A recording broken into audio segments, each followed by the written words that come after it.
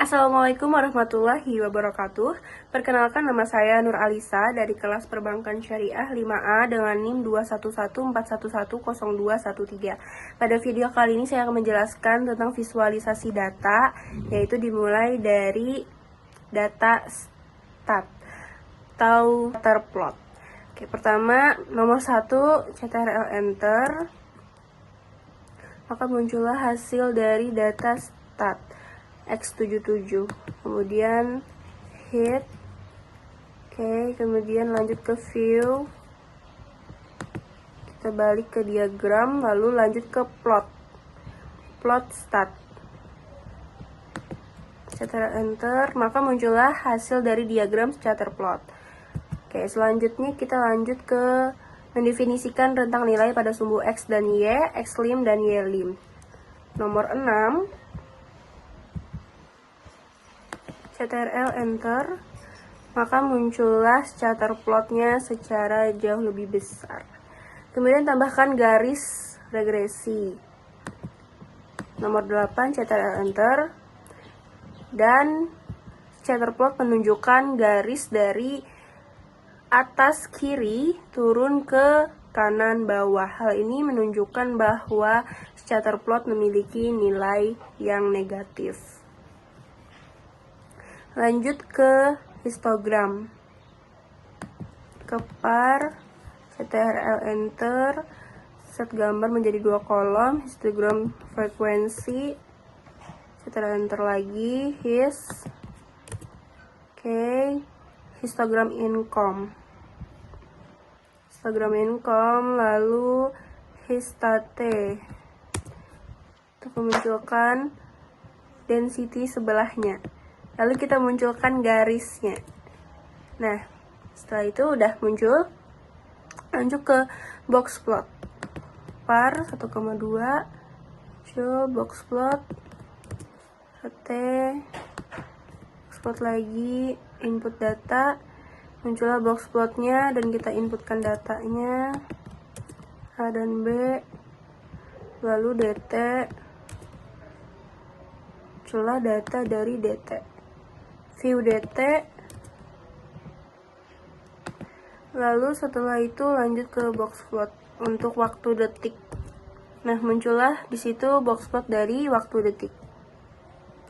Box plot untuk beberapa grup. Selanjutnya, lanjut yang low high, lalu plot income, iliterasi, STEM, lalu tab lagi, tab bar plot, data, muncullah check weights ya, data check weights, terus bar plot lagi, rainbow 6 untuk menunjukkan warnanya ya, muncullah 6 warna, lalu view check weights, lalu bar plot table, border warna biru. Nah, muncullah diagramnya seperti itu. Lalu tahun, DKI, Jabar, Jateng, Jogja. Oke, lalu kita menggabungkan variabel DT1, Cibain, Jogja, lalu membuat bar plotnya. Ctrl Enter, dan limnya Ctrl Enter. Lanjut ke legend, rainbow 4, Ctrl Enter. Lalu selanjutnya adalah data komuter, Ctrl Enter, Jakarta Utara,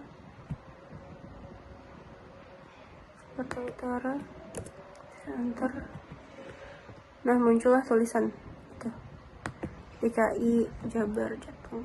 Lalu komuter menunjukkan Jakarta Selatan 285469. Lanjut ke bar plotnya,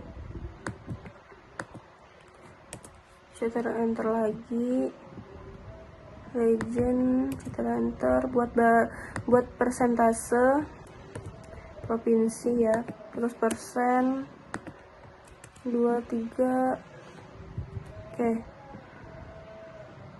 Nah, berikut ini selanjutnya yang saya jelaskan maksud dari diagram-diagramnya. Oke, kita perbesar dulu untuk mempermudah. Ini kita sampai ini ya, komuter dan non komuter.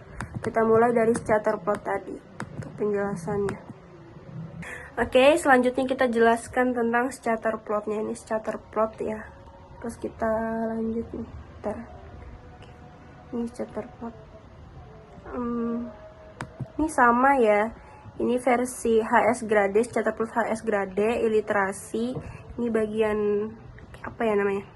Lebih besarnya gitu. Dan ini lebih perkecilnya gitu. Fokus ke poinnya. Nah, di sini garis biru ini menunjukkan bahwa di tengah-tengah ada garis biru, tapi garis birunya ini mengarah ke bawah.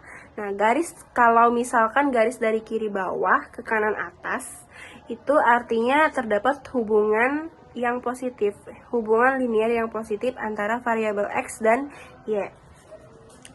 Artinya apabila variabel X meningkat, maka variabel Y juga akan meningkat gitu. Nah, beda dengan yang ini kan, ini garis kiri atas ke kanan bawah. Nih, ke kanan bawah. Maka dapat diketahui bahwa terdapat hubungan linier yang negatif antara variabel X dan Y. Artinya, semakin variabel X meningkat, justru semakin menurun variabel Y-nya gitu. Oke, selanjutnya kita ke histogram of income. Nah, di sini kita bisa melihat ya kurvanya. Nah, grafik histogram of income density tersebut bisa dianggap normal. Alasannya adalah kurva berada di sekitar nilai tengah yang baik. Nah, dan juga terdapat ini ya, nih, apa ini yang kecil di pojok ini, outlier ya gitu. Di sekitaran income, yaitu kisaran antara angka 6.000 sampai 600. Nggak kelihatan ya. Oke, kita lanjut ke box plot. Nah, pada box plot murder rate menunjukkan whiskernya ini, whisker yang di atas lebih panjang, yang menandakan data cenderung miring ke kanan atau disebut juga positive skewness. Berdasarkan box plot, data memusat di angka 7 ya. Nih 7. Kita lihat garisnya ya. Kita perkirakan 7 di tengah ya, dan ini 8.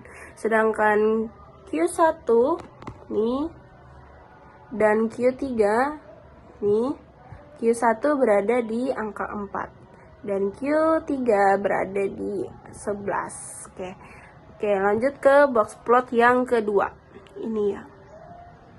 Box plot yang kedua ini merupakan box plot untuk 3 variabel, yaitu population, income, iliterasi. Tapi iliterasi tidak dapat dilakukan interpretasi karena perbedaan dari satuan yang tidak bisa dibandingkan dalam satu box plot seperti itu. Nah, gambar box plot variabel population ini menunjukkan bahwa data cenderung ke kanan karena jarak Q1 ya, Q1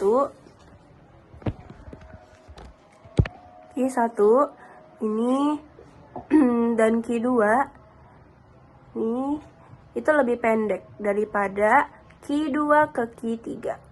Jadi ini Q1, Q2 dan Q3. Nah, Q1 ke Q2 itu lebih pendek daripada Q2 ke Q3. Nah, diketahui di sini data memusat di angka 3.500 ya, perkiraan 3.500, dan juga terdapat outlier di atasnya. Oke.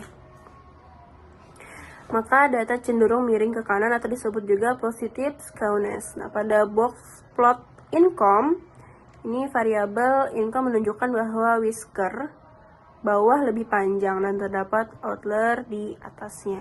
Oke, kita lanjut ke ini box plot selanjutnya. Kemudian box plot waktu, ini untuk menunjukkan waktu detik. Ini kemudian box plot waktu dalam bilangan detik menunjukkan hasil visualisasi. Terlihat bahwa grup A ini lebih cepat Grup A memusat di waktu 13,5 detik, dan sedangkan grup B di kisaran waktu 15,5 detik ya. Jadi grup A ini memiliki outlier juga di atasnya, grup B juga memiliki outlier di atas dan di bawahnya. Maka diketahui dari sini kalau grup A itu lebih cepat dibandingkan grup B. Selanjutnya kita ke box plot yang medium, low, and high. Nah, di sini ada ya box plot income kode berdasarkan income-nya menjadi 3 kelompok, yaitu low artinya rendah, terus ini medium, terus ini high artinya tinggi. Variabel ini diberi nama income kode. Nah, box plot ini adalah ilustrasi untuk pengelompokan negara berdasarkan income-nya. Terlihat bahwa median angka buta huruf, itu yang dilambangkan Y ini, pada negara bagian berpendapatan rendah, low, itu jauh lebih tinggi nih dibandingkan dengan negara yang berpendapatan sedang dan berpendapatan tinggi. Dari box plot ini juga menunjukkan kelompok negara berpendapatan rendah atau low ini menunjukkan bilangan Y 1 di titik 1,8. Kemudian ini yang medium menunjukkan dia di titik bilangan Y berada pada titik 0,7 ya. Serta ada juga nih dia punya outlier di atasnya 3. Outlier 1, 2, 3. Kemudian kelompok yang berpendapatan tinggi atau high, ini mediannya berada di 0,9. Oke, selanjutnya kita ke ini ya, histogram income dan fit. Histogram income frekuensi menunjukkan bahwa terbilang normal.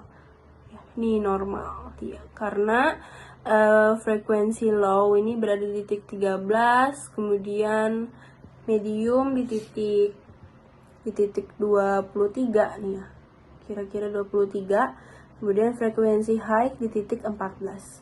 Melihat dari bentuk strukturnya ini, dia bisa memiliki kurva yang normal, terbilang normal.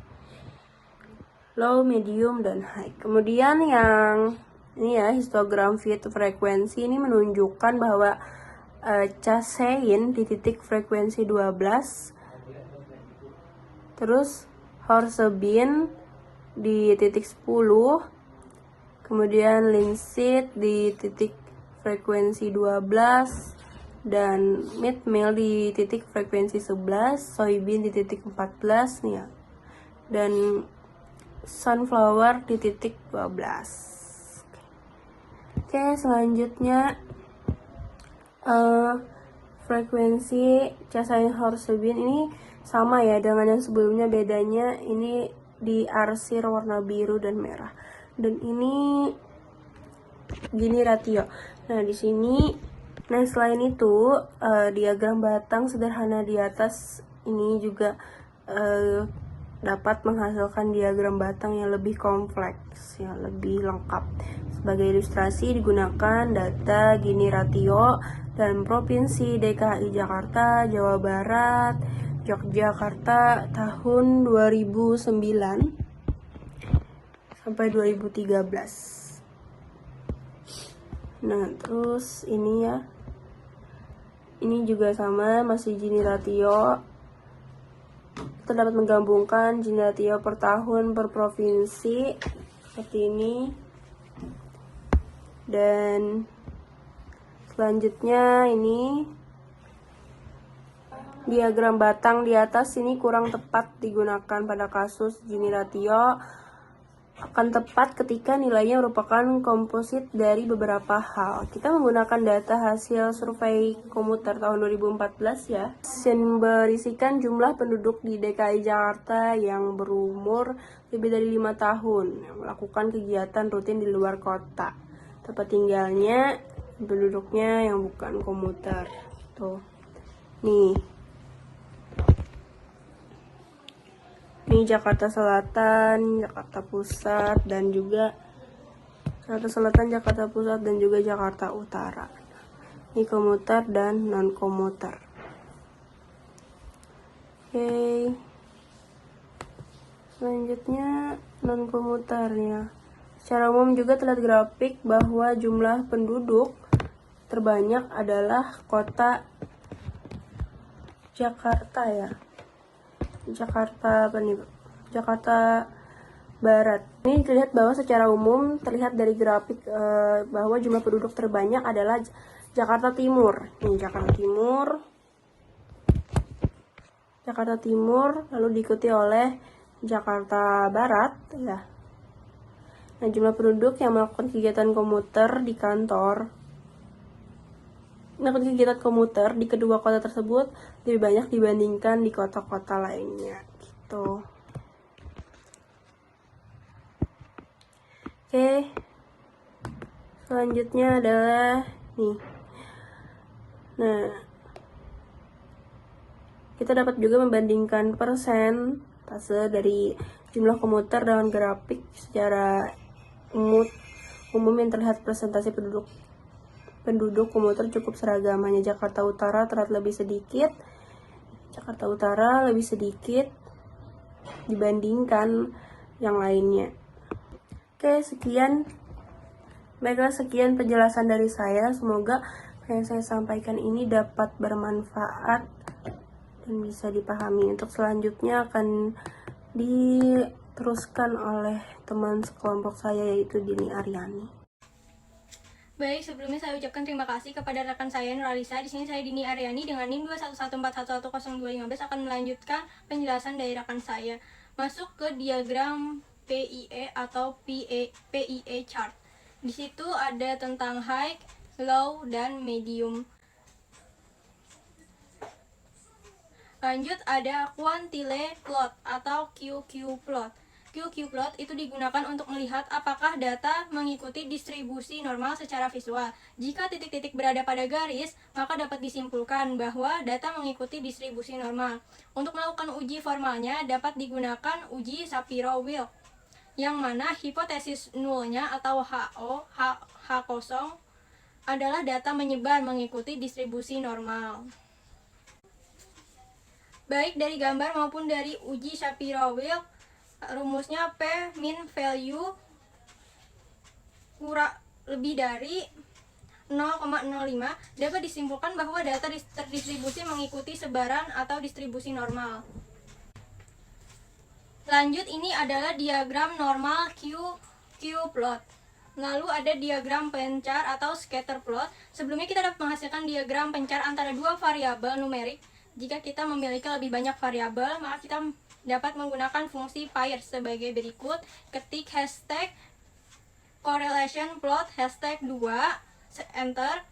Pairs buka kurung stat x77 buka kurung 2:6 tutup kurung COL sama dengan 2, PCH sama dengan 16 tutup kurung CTRL, enter. Maka keluarlah hasil diagram seperti berikut, di mana ada income, illiterasi, LiveX, murder, dan high school graduate. Selain dari fungsi standar pairs, banyak package yang menawarkan diagram korelasi lebih fancy dalam mengilustrasikan korelasi antar variabel seperti package chorplot. Package ini harus diunduh dengan menggunakan fungsi berikut. Install titik package buka kurung buka petik chorplot tutup petik tutup kurung hashtag kedua kali install package, enter. CTRL, enter. Lalu library buka kurung chorplot tutup kurung hashtag 2 kali memanggil package yang telah terinstall, CTRL, enter. Kemudian kita menghitung nilai korelasi antar variabel yang selanjutnya menjadi input pada fungsi chorplot. Nah, di sini keluar diagramnya ada income, illiterasi, LiveX, murder, dan HS graduate. Dari gambar di samping terlihat jelas arah beserta besarnya korelasi antar variabel. Angka harapan hidup berkorelasi negatif dengan tingkat pembunuhan.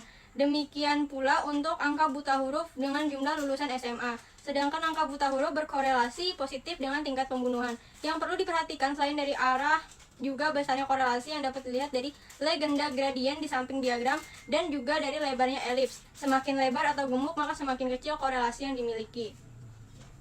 Lalu ada diagram garis atau line chart.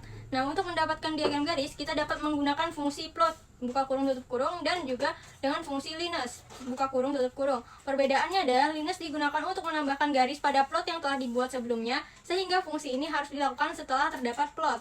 Selain itu juga, kita dapat menambahkan titik atau fungsi point dan fungsi teks pada plot yang telah kita hasilkan. Sebagai ilustrasi, digunakan data Gini rasio dari Provinsi DKI Jakarta dan Jawa Barat yang telah kita masukkan sebelumnya.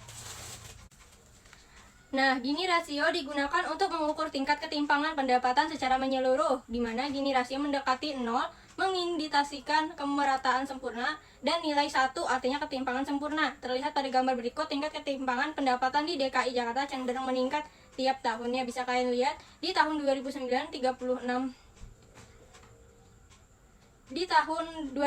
36 rasio, di tahun 2010 masih 36 rasio, di tahun 2011 meningkat menjadi 0,44 rasio, di tahun 2012 menurun menjadi 0,42 rasio, dan di tahun 2013 naik menjadi 0,43 rasio. Jika ingin menambah garis baru, maka gunakan fungsi lines seperti sintak yang ada di samping ini. Terdapat juga fungsi abline untuk menambah garis lurus, vertikal, horizontal, atau miring pada plot yang telah ada. Abline A sama dengan 0, B sama dengan 0, H sama dengan 0, V sama dengan 0. Di mana A adalah intercept, B adalah slope, H adalah horizontal, V adalah vertikal.